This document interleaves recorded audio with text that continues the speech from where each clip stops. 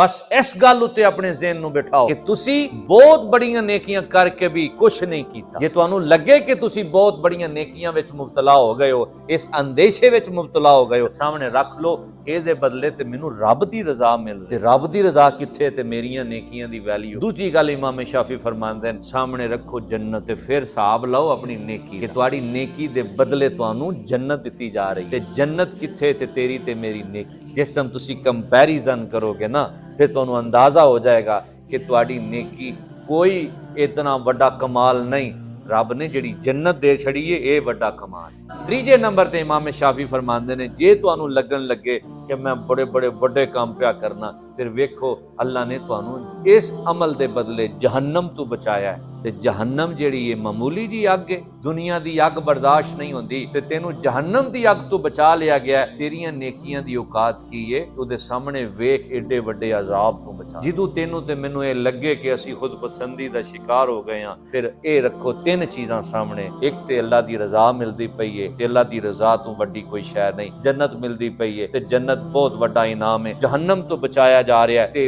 बहुत वड्डी अल्लाह ताला दी इनायत है। इंसान अपनी औकात विच आ जाए। मेरी इन्नी सोच और मेरी इन्नी औकात और आमाल नहीं एडे वड्डे इनाम मैनू दिते जांदे। एक शायर ने शेर लिखा है, फकत उम्मीद है बख्शिश की तेरी रहमत से, फकत उम्मीद है बख्शिश की तेरी रहमत से, वगरना अफ के काबिल मेरे गुनाह नहीं है।